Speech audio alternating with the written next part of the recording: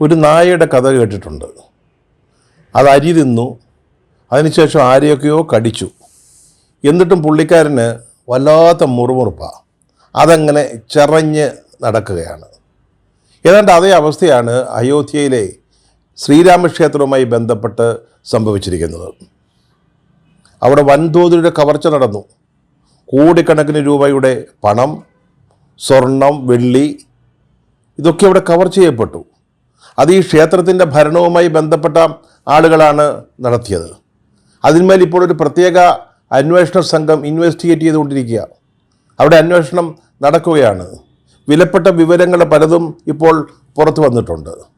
അവിടുത്തെ Sreerama Janmabhumi ട്രസ്റ്റിൻ്റെ general secretary ഒരു ചമ്പത്ത് റായി പോലും ഇപ്പോൾ സംശയത്തിൻ്റെ നിഴലിൽ നിൽക്കുകയാണ്. അദ്ദേഹം വിശ്വഹിന്ദു പരിഷത്തിൻ്റെ അഖിലേന്ത്യാ വൈസ് പ്രസിഡൻറ്റും കൂടിയാണ്. അങ്ങനെ രാജിവെക്കാൻ തയ്യാറായിട്ടുണ്ട്. പക്ഷേ അദ്ദേഹത്തെ അറസ്റ്റ് ചെയ്തിട്ടില്ല. മറ്റ് 8ഓളം പ്രതികളെ അറസ്റ്റ് ചെയ്തിരിക്കുക. ഇവരെ സംബന്ധിച്ചോളം ഈ മോഷ്ടാക്കൾ, സത്യം പറഞ്ഞാൽ മോഷ്ടാക്കൾ എന്ന് പറയാൻ പറ്റില്ല, വൻ കവർച്ച നടത്തിയിരിക്കുന്നത്.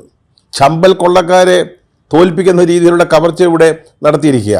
പട്ടാപ്പകല് സംസ്ഥാന സർക്കാരിനും മറ്റും അവരല്ല പ്രശ്നം, ഇതിനെപ്പറ്റി സംസാരിക്കുന്നവരാ, ഇതിന്മേൽ അന്വേഷണം വേണമെന്ന് ആവശ്യപ്പെടുന്നവരാ. ഇത് സംബന്ധിച്ച് CBI അന്വേഷണം വേണമെന്ന് ആവശ്യപ്പെട്ടുകൊണ്ട് സുപ്രീം കോടതിയെ സമീപിച്ചവരാ. അവരാ കുഴപ്പക്കാർ. അവർ ശ്രീരാമക്ഷേത്രത്തിൻ്റെ മഹത്വമില്ലാതാക്കാൻ ശ്രമിക്കുന്നു എന്നാണ് പറയുന്നത്. അല്ലാതെ അവിടെ കോടിക്കണക്കിന് രൂപ കവർച്ച ചെയ്തവരല്ല കുഴപ്പക്കാർ. അവരുടെ പ്രവൃത്തികൾ ഈ ക്ഷേത്രത്തിൻ്റെ മഹത്വത്തെ ഒട്ടും നഷ്ടപ്പെടുത്തിയിട്ടില്ല. അതുപോലെ തന്നെ ക്ഷേത്രം സന്ദർശിക്കാൻ എത്തുന്നവർ സ്വാഭാവികമായിട്ടും ശ്രീരാമക്ഷേത്രം പോലെ ഒരു മഹാക്ഷേത്രത്തിൽ ഇതുപോലൊരു വൻ കവർച്ച നടന്നു അറിയുമ്പോൾ ജനപ്രതിനിധികൾ വരും, പ്രതിപക്ഷ പാർട്ടി നേതാക്കൾ വരും. അവരെ ഒന്നും ഇവർ ക്ഷേത്രത്തിൻ്റെ 7 അയൽപ്പക്കത്തേക്ക് അടുപ്പിക്കുന്നില്ല. ഇപ്പോൾ കഴിഞ്ഞ ദിവസം UP-യിലെ പ്രദേശ് കോൺഗ്രസ് കമ്മിറ്റിയുടെ പ്രസിഡന്റ് അജയ് റായ്, അദ്ദേഹത്തിൻ്റെ നേതൃത്വത്തിലൊരു സംഘം എത്തിയ കോൺഗ്രസിൻ്റെ കുറേ നേതാക്കളാണ്. അവരെ ക്ഷേത്രത്തിൽ കടക്കാൻ സമ്മതിച്ചിട്ടില്ല. അവർ തങ്ങിയ ഹോട്ടലിൽ അവരെ തടഞ്ഞു വച്ചിരിക്കുകയാണ്. അവരുടെ സഞ്ചാര സ്വാതന്ത്ര്യം നിഷേധിച്ചിരിക്കുകയാണ്. അവരെന്തെങ്കിലും തെറ്റ് ചെയ്തിട്ടുണ്ടെങ്കിൽ പോലീസിനെ അവരെ അറസ്റ്റ് ചെയ്യാം, കോടതിയിൽ ഹാജരാക്കാം, റിമാൻഡ് ചെയ്യാം, എന്ത് വേണമെങ്കിലും ആവാം. നിയമം അനുശാസിക്കുന്ന രീതിയിൽ എന്തും ചെയ്യാനുള്ള അധികാരവും അവകാശവും അവിടുത്തെ സർക്കാരിനും പോലീസിനും ഉണ്ട്. പക്ഷേ ഇവരൊരു തെറ്റും ചെയ്തിട്ടില്ല. അവർ അയോധ്യ വരെ വന്നു എന്നുള്ളത് മാത്രമേ ഉള്ളൂ. ഒരു ഇന്ത്യൻ പൗരന് ഈ രാജ്യത്ത് എവിടെയും സഞ്ചരിക്കാനുള്ള സ്വാതന്ത്ര്യമുണ്ട്. ക്ഷേത്രങ്ങളിൽ ദർശനം നടത്താൻ അവർക്ക് എല്ലാ സ്വാതന്ത്ര്യമുണ്ട്. ഇവിടെ കോൺഗ്രസിൻ്റെ നേതാക്കൾ അയോധ്യയിൽ എത്തിയപ്പോഴേക്കും UP സർക്കാർ അങ്ങ് വിരണ്ടുപോയി. PCC പ്രസിഡന്റ് അടക്കമുള്ളവരെ ഹോട്ടലിൽ തടഞ്ഞു വച്ചിരിക്കുക, പുറത്തേക്ക് പോകാൻ അനുവദിക്കാതെ. പറഞ്ഞല്ലോ, തെറ്റ് ചെയ്തെങ്കിൽ ശിക്ഷിക്കാവുന്നതാണ്.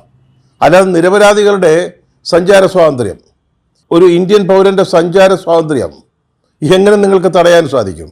അവിടെ എന്തെങ്കിലും ക്രമസമാധാന പ്രശ്നം ഉണ്ടാകുമെന്ന പറയുന്നത്. PCC പ്രസിഡന്റ് അജയ് റായ് വന്നാൽ അയോധ്യയിൽ അല്ലെങ്കിൽ ശ്രീരാമക്ഷേത്രത്തിൻ്റെ പരിസരത്ത് എന്ത് ക്രമസമാധാന പ്രശ്നം ഉണ്ടാകാനാ? അവിടെ കവർച്ച നടത്തിയവർ ഉണ്ടാക്കിയതൊന്നും പ്രശ്നങ്ങളല്ല, ക്രമസമാധാന പ്രശ്നമല്ല, അല്ലെങ്കിൽ നിയമനിഷേധമല്ല, അതൊന്നും ഇവർക്ക് പ്രശ്നമേ അല്ല. അതാണ് പറഞ്ഞത്, അവിടെ കവർച്ച ചെയ്തവരെക്കുറിച്ചല്ല അവർക്ക് വേവലാതിയുള്ളത്, അവിടെ സന്ദർശിക്കാൻ വരുന്നവരെക്കുറിച്ചാണ്. ആലോചിക്കുക എന്താ അവസ്ഥയെന്ന്. ശ്രീരാമ ദർശനം പോലും BJP സർക്കാർ ഒരു കുറ്റകൃത്യമായിട്ടാണ് കാണുന്നതെങ്കിൽ പിന്നെ നമുക്ക് കൂടുതലൊന്നും പറയാനില്ല. ഇന്ത്യയിലെ ലക്ഷക്കണക്കിന് വിശ്വാസികൾ അല്ലെങ്കിൽ ശ്രീരാമ ഭക്തന്മാർ, അവർ നൽകിയ സംഭാവനകൾ, അവർ ക്ഷേത്രത്തിന് വേണ്ടി കൊടുത്ത സ്വത്തുക്കൾ, അതൊക്കെ ഉപയോഗിച്ചാണ് ശ്രീരാമക്ഷേത്രം നിർമ്മിച്ചിരിക്കുന്നത്. അവിടേക്ക് കടന്നു വരുന്നതിന് നിങ്ങൾക്ക് എങ്ങനെ ഭക്തന്മാരെ തടയാനായിട്ട് സാധിക്കും? അവിടെ ഭരണം നടക്കുന്ന ട്രസ്റ്റ് എന്ന് പറയുന്നത് BJPയുടെ സർക്കാർ നിയോഗിച്ചതാണ്. പറഞ്ഞല്ലോ, ചമ്പത്ത് റായി വിശ്വഹിന്ദു പരിഷത്തിൻ്റെ അഖിലേന്ത്യാ വൈസ് പ്രസിഡന്റാണ്. അവരെയൊക്കെ സംരക്ഷിക്കുന്ന രീതിയിലുള്ള അന്വേഷണമാണ് ഇപ്പോൾ പ്രത്യേക അന്വേഷണ സംഘം നടത്തിക്കൊണ്ടിരിക്കുന്നത്.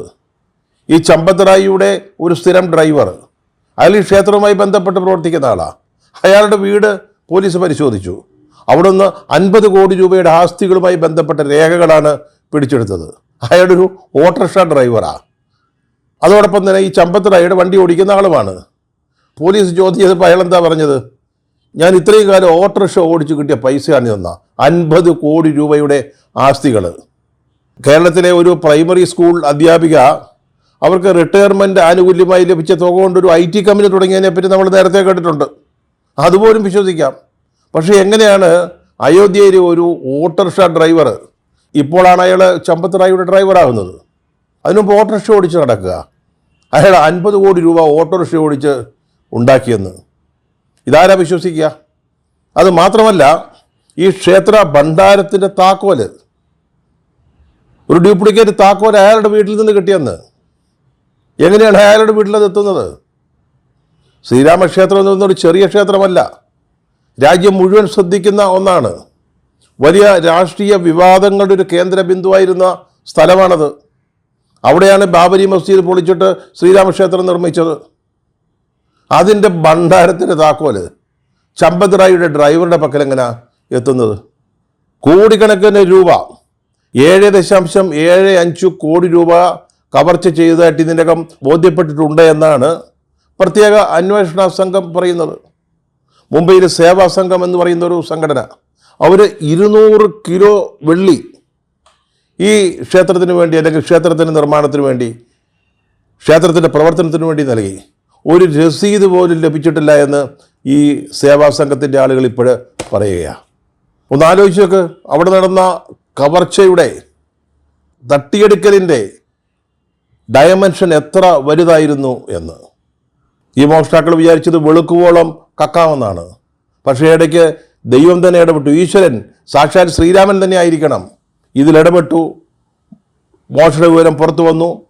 അതിൻ്റെ അന്വേഷണം നടത്തുന്നതിന് യോഗി ആദിത്യനാഥിൻ്റെ ഗവൺമെൻറ് നിർബന്ധിതമായി. ആ അന്വേഷണം പുരോഗമിക്കുകയാണ്. അതിൻ്റെ ഫലമായിട്ട് ഞെട്ടിപ്പിക്കുന്ന, ഭക്തന്മാരെ അമ്പരപ്പിക്കുന്ന വിവരങ്ങളാണ് ഇപ്പോൾ പുറത്തോട്ട് വന്നുകൊണ്ടിരിക്കുന്നത്.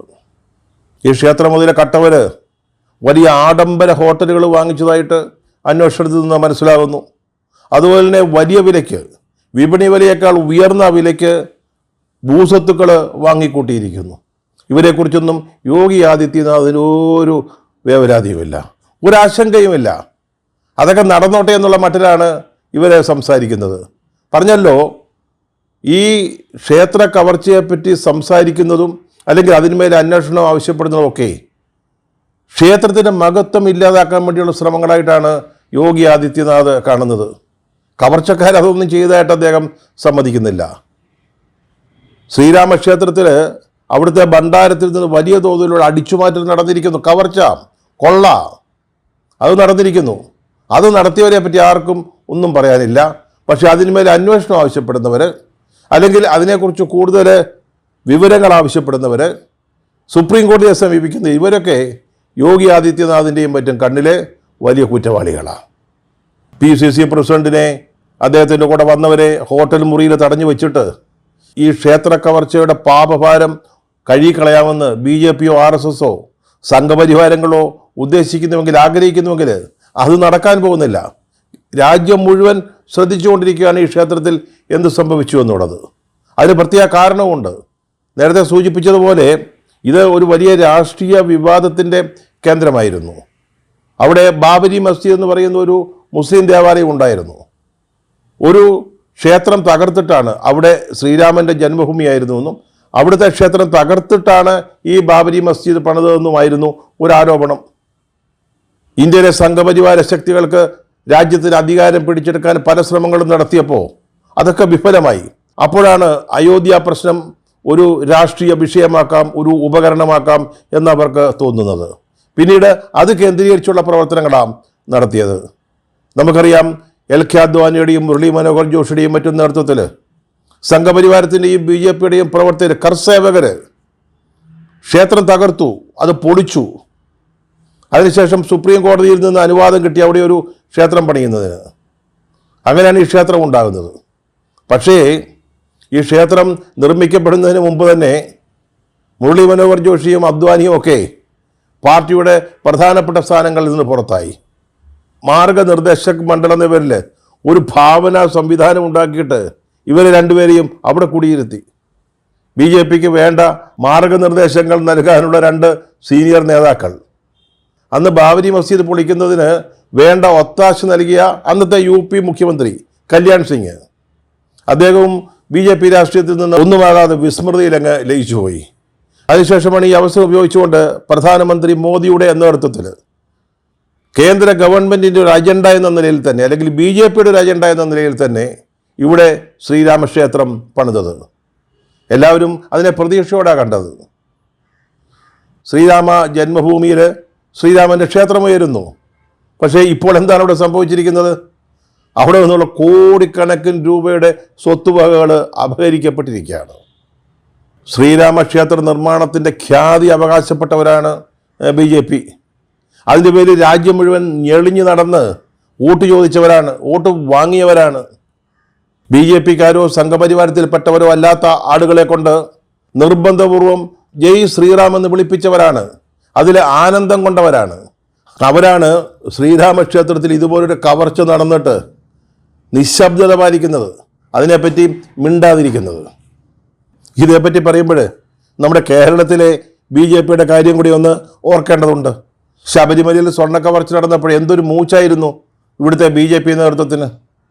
അതിലെ പ്രതികളെയൊക്കെ പറ്റുമെങ്കിൽ തൂക്കിക്കൊല്ലണമെന്ന് ആവശ്യപ്പെട്ട ആളുകളാണ്. ഇപ്പോഴവർക്ക് അയോധ്യയെപ്പറ്റി മിണ്ടാൻ നേരമില്ല. കഴിഞ്ഞ നിയമസഭാ തെരഞ്ഞെടുപ്പിൽ 3 സീറ്റ് കിട്ടി. നേമത്തും കഴക്കൂട്ടത്തും ചാത്തന്നൂരും. അവസാനം പാർട്ടിയുടെ സംസ്ഥാന പ്രസിഡന്റ് നിയമസഭാ കക്ഷി നേതാവാകണോ, മുൻ കേന്ദ്ര സഹമന്ത്രി നേതാവാകണോ, ആ തർക്കമായിരുന്നു കുറേ നാൾ. അവസാനം കോൺഗ്രസിൽ നിന്ന് അവസരം തേടി ചാടി വന്ന് ചാത്തന്നൂരിൽ നിന്ന് ജയിച്ച ഒരാളെ പിടിച്ച് നേതാവാക്കി. 1ാമത്തെ ബെഞ്ചിലിരുന്നു. മറ്റു 2 ദേശീയ നേതാക്കൾ ഇപ്പോൾ പുറകിലിരിക്കുക. അതിൻ്റെയൊക്കെ തിരക്കിലാണ് അവർക്ക് അയോധ്യയെപ്പറ്റി മിണ്ടാൻ നേരമില്ല. അയോധ്യയിലെ ക്ഷേത്രത്തിന് ഭൂമി പൂജ നടത്തിയതാരായിരുന്നു? അതിൻ്റെ പ്രതിഷ്ഠാകർമ്മം നടത്തിയതാരായിരുന്നു? നരേന്ദ്രമോദിയായിരുന്നു. ഈ ക്ഷേത്രത്തെ വെച്ച് രാഷ്ട്രീയ ലാഭമുണ്ടാക്കിയതാരാ? അതും നരേന്ദ്രമോദിയും BJPയും സംഘപരിവാരവുമാണ്. അവർക്കൊക്കെ ഇതേപ്പറ്റി മിണ്ടാനുള്ള ധാർമ്മികമായ ചില ഉത്തരവാദിത്തങ്ങളില്ലേ? മോദി ഇതുവരെ മിണ്ടിയിട്ടില്ലല്ലോ. നരേന്ദ്രമോദി ഒന്നും പറഞ്ഞിട്ടില്ലല്ലോ ഒന്ന് ഈ ക്ഷേത്ര കവർച്ചയെപ്പറ്റി. അദ്ദേഹം BJPയുടെ അഭിമാനമായി, അല്ലെങ്കിൽ സംഘപരിവാരത്തിൻ്റെ അഭിമാനമായി കാണുന്ന ഈ ക്ഷേത്രത്തെപ്പറ്റി എന്താണ് നിശബ്ദത പാലിക്കുന്നത്? ഇന്ത്യയിലെ ജനങ്ങളോട് അദ്ദേഹം അതിൻ്റെ ഒരു വിശദീകരണം നൽകേണ്ടതല്ലേ? ഇതുവരെ അതുണ്ടായിട്ടില്ല. അടുത്ത വർഷം UPയിൽ നിയമസഭാ തെരഞ്ഞെടുപ്പ് നടക്കുകയാണ്. BJP അധികാരത്തിലേക്ക് കൊണ്ടുവന്നൊരു പ്രധാന ഘടകം ഈ രാമജന്മഭൂമി പ്രശ്നമായിരുന്നു, അയോധ്യയായിരുന്നു, ശ്രീരാമക്ഷേത്രമായിരുന്നു. അവരത് വെച്ച് നേട്ടങ്ങളുണ്ടാക്കി. ഇനി അടുത്ത UP തെരഞ്ഞെടുപ്പിൽ ഇത് BJPയെ സംബന്ധിച്ചിടത്തോളം വിനാശകാരിയായി മാറുമോ എന്നാണ് രാഷ്ട്രീയ നിരീക്ഷകർ നോക്കുന്നത്. 2024 ലോക്സഭാ തെരഞ്ഞെടുപ്പിൽ UPയിലെ 80 സീറ്റുകളിൽ 43 മണ്ഡലങ്ങളിലെ ഇന്ത്യ സഖ്യമാണ് ജയിച്ചത്. BJPയുടെ നേതൃത്വത്തിലുള്ള NDAയ്ക്ക് 36 സീറ്റ് കിട്ടി. BJPക്ക് മാത്രമായി കിട്ടിയത് 33 മാത്രമാണ്.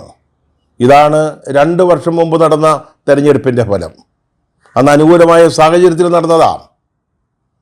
ഇതിപ്പോൾ ശ്രീരാമക്ഷേത്രത്തിലെ കവർച്ച ലോകം മുഴുവൻ ശ്രദ്ധിക്കുന്ന ഒരു വാർത്തയായിട്ട് മാറിയിരിക്കുകയാണ്. ഇന്ത്യ മാത്രമല്ല, ലോകം മുഴുവൻ. ചിലപ്പോൾ ഇതിൻ്റെ പേരിലായിരിക്കാം അടുത്ത നിയമസഭാ തെരഞ്ഞെടുപ്പിൽ ഉത്തർപ്രദേശ് BJPയുടെ വാട്ടർലൂ ആവാൻ പോകുന്നത്.